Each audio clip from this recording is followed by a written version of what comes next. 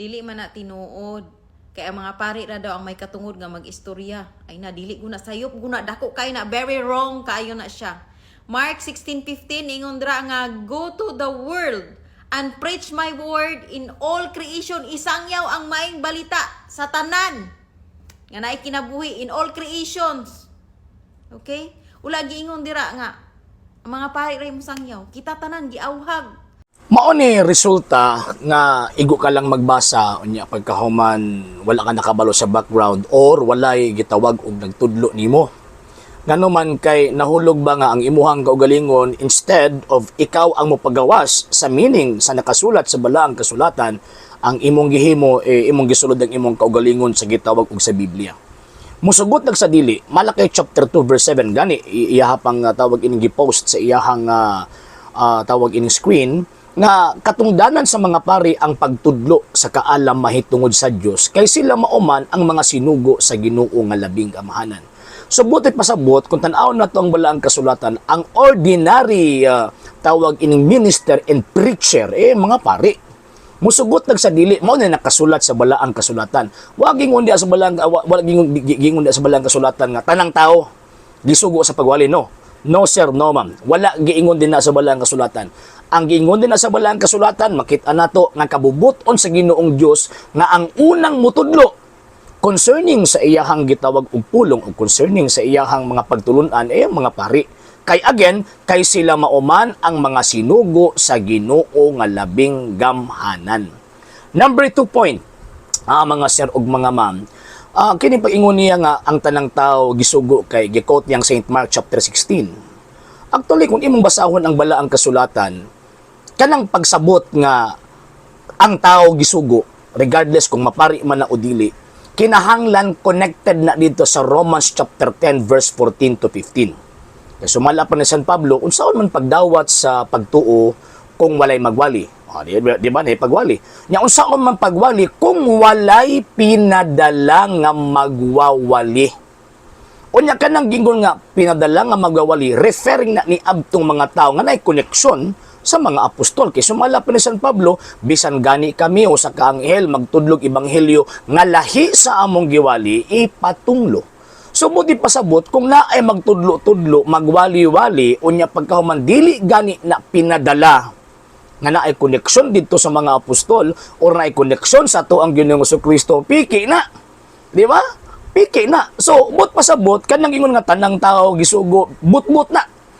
Kaya para ingnon nga mahiapil sa lahat ng gingon ni Ginoong Kristo. Mabot ingon si Kristo nga panlakaw mo. Isang man lang mo referring na sa mga tao nga iyang gisugo. Kinsa man na siya, siyempre number 1 ang iyang mga apostol.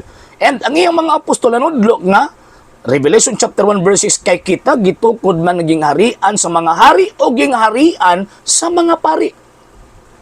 So buti pasabot, wala ko supak anang magtudlo, magwali nga tawag ining dili pari. Provided na kanang moong nagwali na ay koneksyon dito sa mga pinadala. Bito kami mga Katoliko before pawalihon na gini pagpandong sa gitawag og pari. Before gitawag og patudloon, before nga manalipod sa pagtuong Katolikan na ay basbas sa mga pari, pandungan sa mga pari aron legit ang among pagpanalipod sa pagtuong Katolika. And by virtue of our confirmation, kundi manggaling gipandungan sa mga pari, na ay gitawag og basic foundation concerning sa tawag ining pagkapinadala mo nang samua sa panahon nga diin na gikumpirmahan mi diha anang panahon na gipandungan mi sa mga obispo aron paghatag og dakong katungod nga mamahimong sundalo ni Ginoong Kristo og angayan nga motudlo og manalipod sa pagtuong Katolika. So mo na sa mga pagtuong Katoliko sa inyo kining atong higalang atong gireaksyonan asa pug kahapon niya gikuha ng iyang katungod sa pagtudlo sa maayong balita. And at the same time ang good kung namo gyud magtudlo nga dili connected sa mga apostol, delikado ang panabot ni ana. Di ba? Delikado ang interpretation ni ana concerning sa nakasulat sa balaang kasulatan. Subot pasabot walay garantiya nga makadawat ang insakto nga interpretation sa nakasulat sa Biblia kung ang nagtudlo walay connection or dili gipadala. So mo na mangita gid ta adtong tawag ini mga tawo nga gipadala or naay connection sa mga apostol aron makasiguro ta nga ang teachings nga ato ang gitawag ini gidawat gikan gid mismo sa mga apostol ug ni Ginoong Hesukristo. Muna pamutbot ning mga migo na to nga mga tagak o mga sulpot nga ingon sila nga gisugo ta sa pagwali, wa mo magisugo. Buot-buot ra na ninyong apil-apil mo ana. Og dili kami gisultian ni ana. Ang gisultian ni ana kadtong mga gisugo, kadtong mga gipadala. Og walay laing pundok kon iglesia ang gitukod sa tong Ginoong Jesucristo nga nagbitbit ni anang maong otoridara kanang ang katungod walay lain ang Santa Iglesia Katolika Apostolika Romana. Kung gawas ka ni ana imuhagin ng kalabanan ng simbang Katolika, bot pasabot dili kay ni Kristo. Og kabalo man ta nga kung dili kay ni Ginoong Jesucristo ang gipanag-iyahan kasyawa.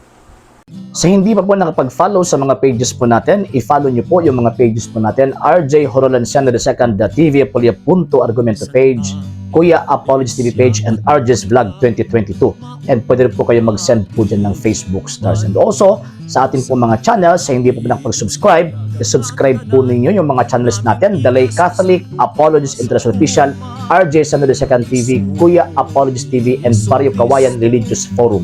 And pwede rin po kayo mag-send po dyan ng super sticker, super chats, and super thanks. And maraming salamat po sa mga kapatid at mga Katoliko na ulis pong tumutulong sa programa po natin.